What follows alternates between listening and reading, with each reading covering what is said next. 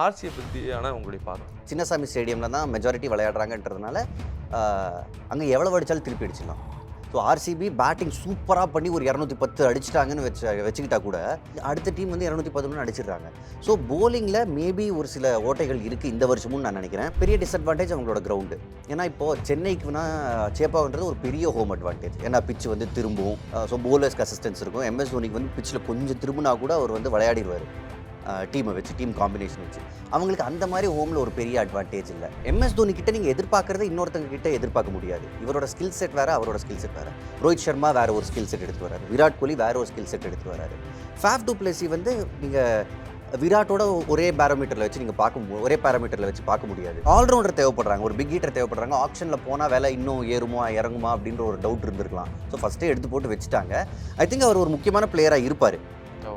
ஃபினிஷிங்கில் வரதுக்கான வாய்ப்பு இருக்குது. அண்ட் போலிங்கில் வந்து 4 இல்லைனா 3 ஓவர் கொடுத்துருவாரு. அந்த கிரவுண்ட் அவரும் ரன்ஸுக்கு போவார்.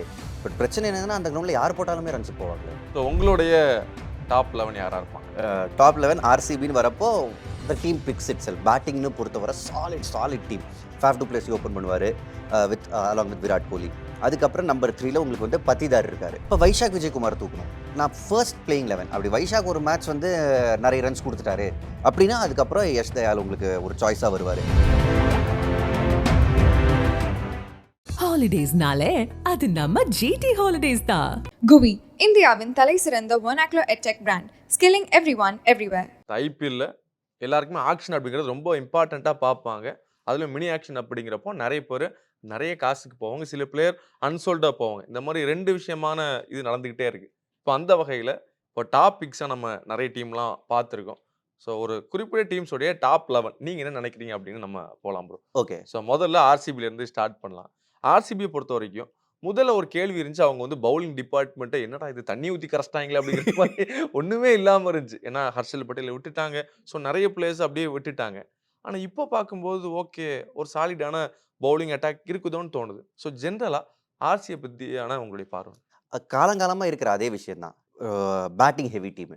அண்ட் அவங்களோட சின்னசாமி ஸ்டேடியமில் தான் மெஜாரிட்டி விளையாடுறாங்கன்றதுனால அங்கே எவ்வளோ அடித்தாலும் திருப்பி அடிச்சிடலாம்.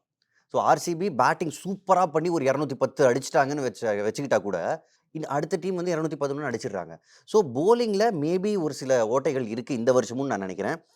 இப்போ அவங்க நல்லா பண்ண சீசன் ஹசரங்கா நல்லா பண்ணார். அதுக்கு முன்னாடி நல்லா பண்ண சீசன்ஸில் செஹல் நல்லா பண்ணார். ஸோ ஸ்பின் டிபார்ட்மெண்ட்டில் எனக்கு தெரிஞ்சு ஒரு பெரிய வீக்னஸ் இருக்குது. அண்ட் ரீஸ்டாப்லி தான் போலிங்கில் நம்பி இருக்காங்க. அவரோட ஃபிட்னஸ் எப்போவுமே ஒரு கொஸ்டின். ஏன்னா எந்த டோர்னமெண்ட்டும் நான் பார்த்த வரை அவர் வந்து ஃபுல்லாக விளையாட மாட்டார். திடீர்னு வந்து கால் எடுத்துக்கும் கை எடுத்துக்கும்னு சொல்லிட்டு அவர் கிளம்பிடுவார். ஸோ அதுக்கு ஒரு சில பேக்கப் பிளேயர்ஸ் வச்சுருக்காங்க. அவங்களும் பார்த்தீங்கன்னா ரன்ஸ் ரெஸ்ட்ரிக்ட் பண்ணுற பிளேயர்ஸானு எனக்கு தெரியல. ஃபார் எக்ஸாம்பிள் ஒரு டாப்ல இல்லைன்னா அல்சாரி ஜோசப் எடுத்திருக்காங்க. அதுக்கப்புறம் லாக்கி ஃபர்கியூசன் எடுத்திருக்காங்க. அவங்களும் கொஞ்சம் ரன்ஸ்க்கு போவாங்க. ஏன்னா பிச்சில் எந்த அசிஸ்டன்ஸும் இருக்காது. சின்ன கிரவுண்டு வேறு. ஸோ வழக்கம் போல் ஒவ்வொரு வருஷமும் நம்ம பார்க்குற மாதிரி பேட்டிங் சூப்பர், போலிங் கொஞ்சம் டவுட். ஓகே. இப்போ எல்லா டீமும் நம்ம சொல்லும்போது ஒரு பாக்ஸ் வச்சிருப்பாங்க. இந்த செக்மெண்ட்டுக்கு இந்த ஆட்கள் இல்லைன்னா ஒரு பாக்ஸ் வச்சிருப்பாங்கல்ல. ஆனா ஆர்சிபி பத்தி சொல்லும்போது, அவங்களோட கிரவுண்ட் ஒரு பெரிய நெகட்டிவா இருக்கும்னு நெறைய பேர் சொல்றாங்க. ஏன்னா அவங்க வந்து இந்த இந்த ஸ்டேடியத்த தாண்டி வேற ஒரு ஸ்டேடியத்துல வச்சாங்கன்னா, மேபி அவங்களுக்கு யூஸ்ஃபுல்லா இருக்கலாம். ஏன்னா ஒரு சின்ன கிரவுண்டு எல்லாரும் ஈஸியா அடிக்கிறப்போ, அது ஹோம் கமிங்க தாண்டி வர்றவங்களுக்கு ரொம்ப சாதகமா இருக்குன்னு சொல்றாங்களே. அது எப்படி ப்ரோ? இல்ல அப்படிலாம் எதுவும் பண்ண முடியாதுங்க. ஏன்னா ரொம்ப ஒரு பிரெஸ்டிஜியஸான ஸ்டேடியம். சின்னசாமி ஸ்டேடியம்ன்றது வந்து அப்பலேருந்து இருக்கு. ஆர்சிபியோட ஹோம் கிரவுண்ட். அப்பா என்னமா இருக்கும் சப்போர்ட் அவங்களுக்கு. அந்த அட்மாஸ்பியர் வேற எங்கேயும் வராது. ஸோ அதெல்லாம் மாத்த மாட்டாங்க. அதுக்கெல்லாம் வாய்ப்பே இல்ல. அண்ட் கிரவுண்டையும் பெருசாக முடியாது. அதில தான் விளையாடி ஆகணும். அது அந்த கிரவுண்டோட சேலஞ்ச். ஓகே. ஸோ அவங்க போலிங் பெட்டரா இருந்துச்சுன்னா, இந்த வருஷம் ரொம்ப நல்லா பண்ணாங்கன்னா, உங்களுக்கு வந்து நல்ல வாய்ப்பு இருக்கு. கண்டிப்பா. இப்போ பேட்டிங் எடுத்துக்கிட்டீங்க அப்டின்னா, ஒரு பெரிய கடப்பாரை தான். இப்போ கோலில ஆரம்பிச்சு, டுப்ளசிஸ் இருக்காரு, மேக்ஸ்வெல் இருக்காரு, ரஜத் பட்டிதார் இப்ப நல்லா பண்ணிக்கிட்டு இருக்காரு. ஸோ லம்ரோர் போன சீசன் நல்லா பண்ணாரு. டிகே அப்படின்னு அவங்க பேட்டிங் ரொம்ப ஸ்ட்ராங்கா தான் இருக்கு.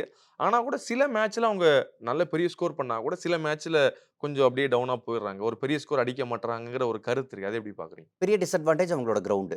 ஏன்னா இப்போ சென்னைக்குனா சேப்பாக்ன்றது ஒரு பெரிய ஹோம் அட்வான்டேஜ். ஏன்னா பிட்ச் வந்து திரும்பும். ஸோ போலர்ஸ்க்கு அசிஸ்டன்ஸ் இருக்கும். எம்எஸ் தோனிக்கு வந்து பிட்ச்ல கொஞ்சம் திரும்புனா கூட அவர் வந்து விளையாடிருவாரு. டீமை வச்சு, டீம் காம்பினேஷன் வச்சு. அவங்களுக்கு அந்த மாதிரி ஹோம்ல ஒரு பெரிய அட்வான்டேஜ் இல்ல. அ அது ரொம்ப சில டீம்ஸ்க்கு மட்டும் தான் அமையும். அந்த அந்த மாதிரி ஒரு அட்வான்டேஜ் சேப்பாக்கு அமையிற மாரி. அது இல்லாதது ஒரு பெரிய குறை. மத்தபடி பிக் மேட்ச் டெம்பரமெண்ட்னா ஐ திங்க் ஃபைனல்ஸ் 2, 3 தடவ அவங்க வந்திருக்காங்க. ஸோ அது இல்லன்னு கிடையாது. ஜஸ்ட் லக் இல்லையோன்னு எனக்கு வந்து தோணுது. ரொம்ப பக்கத்துல வந்து விட்டுருக்காங்க ஒரு சில தடவ.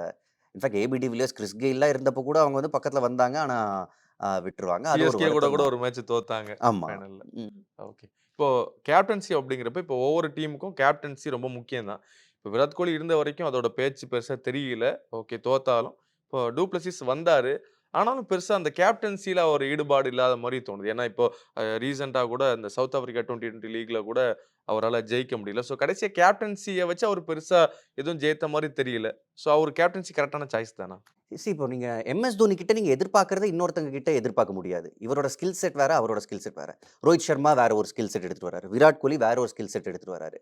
ஃபேஃப் டு பிளெஸி வந்து நீங்க விராட்டோட ஒரே பாரோமீட்டர்ல வச்சு நீங்க ஒரே பாராமீட்டர்ல வச்சு பார்க்க முடியாது. அவர் வந்து அமைதியா இருப்பாரு. கால்குலேட்டட் பவுலிங் சேஞ்சஸ்லாம் பண்ணுவாரு. ஸோ அவர் ஒரு தனி ரகமான கேப்டன். நம்ம ஒரே இதுல பொருத்தி பார்க்க முடியாது. கௌதம் கம்பீர் 2 தடவ ஐபிஎல் ஜெயிச்சவர் ஒரு தடவ சொன்னாரு, captaincy is an over rated term அப்படின்னு சொன்னாரு. நல்ல டீம் அமைஞ்சிச்சுன்னா யார் வேணாலும் நல்லா லீட் பண்ணலாம். இந்த மாரி ஒரு யங் டீம் இருந்தாலும், அந்த டீமுக்கு ஒரு பெரிய பலமா இருக்கும். ஸோ டிசி கூட ஒரு சீசன்ல அந்த மாரி யங் டீம வச்சு ஃபைனல்ஸ் வரைக்கும் வந்தாங்க. இப்ப இங்க பார்த்தீங்க அப்டின்னா, அந்த ரஜத் பட்டிதாரா இருக்கட்டும், இப்ப ஆகாஷ் தீப் வந்து இந்த டெஸ்ட் மேட்ச்ல நல்லா பண்ணாரு. ஸோ இப்போ யங்ஸ்டர்ஸ் இந்த டீம்ல உங்களுக்கு நம்பிக்கை தன்மையா இருக்காங்களா? யங்ஸ்டர்ஸ்ன்னு நீங்க பார்த்தீங்கன்னா, ஆக்சுவலா அவங்க வந்து கொஞ்சம் எக்ஸ்பீரியன்ஸ் பிளேயர்ஸ்க்கு தான் போயிருக்காங்க. யங்ஸ்டர்ஸ்ன்னு பார்த்தீங்கன்னா, உங்களுக்கு வைஷாக் விஜயகுமார் போன சீசன் வந்து ஒரு சில மேட்சஸ் நல்லா பண்ணாரு. அத தவிர அனுபவம் வாய்ந்த கரண் சர்மா காலங்காலமா இருந்திருக்காரு. ஒரு லக்கி சார்மா இருந்திருக்காரு. ஆமா. நெறைய தடவ பல ஐபிஎல் கோப்பைகள ஜெயிச்ச பிளேயர்ஸா வாங்குனாரு. இருந்திருக்காரு. ஸோ அவ்வளவா எதுவும் இல்ல. எக்ஸ்பீரியன்ஸ் நெறைய இருக்கு இந்த டீம்ல. Okay bro. பவுலிங் மட்டும் தான் ஒரே பிரச்சனை. இதுல வந்து ஒரு விஷயம், கேம்ரான் கிரீன வந்து ஆக்ஷனுக்கு முன்னாடி அவங்க வந்து இதுல மும்பைட்ட இருந்து எக்ஸ்சேஞ்ச் பண்ணாங்கல்ல. அந்த பிக் எப்டி?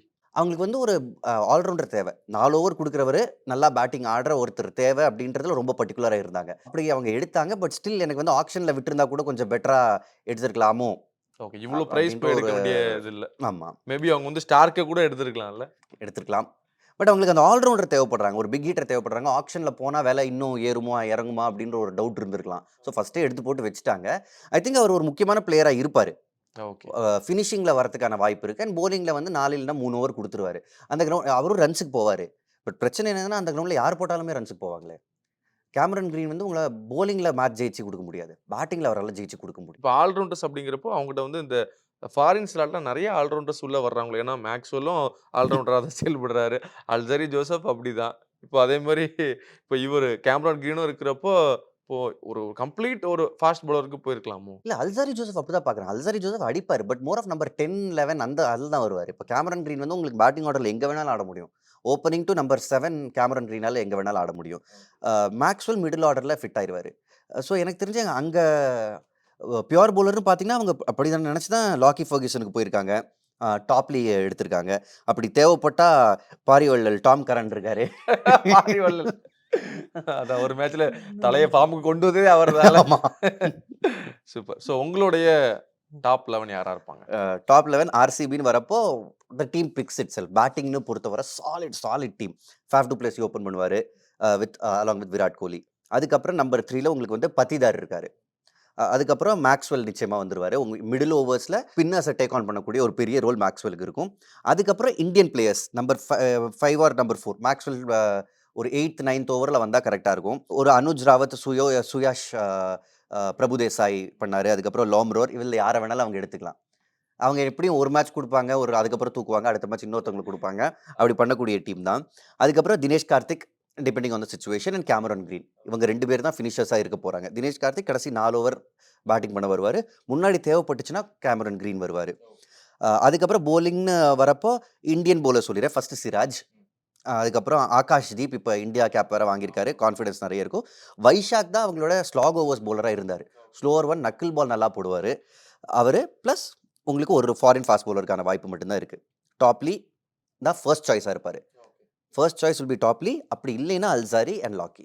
ஓகே. இப்போ மயங்க் டாகர் இவங்க எடுக்க மாட்டாங்களா? ஆனா இவங்களும் ட்ரேட் பண்ணி தான் எடுத்தாங்க. ஆமா. ஸோ இப்போ யஷ் தயாலும் வச்சிருக்காங்க. யஷ் தயால் வந்து ரிங்கு சிங் கூட ஒரு மேட்ச் விளையாண்டு ஒரு மிகப்பெரிய ரன்ஸ் குடுத்தா கூட அவங்க எடுத்தாங்க. ஸோ இப்போ அவங்க 2 பேருக்கும் சான்ஸ் இல்லையா உள்ள வர்றதுக்கு? அப்ப வைஷாக் விஜயகுமார் தூக்கணும். நான் ஃபர்ஸ்ட் பிளேயிங் 11 அப்படி வைஷாக் ஒரு மேட்ச் வந்து நெறைய ரன்ஸ் குடுத்துட்டாரு.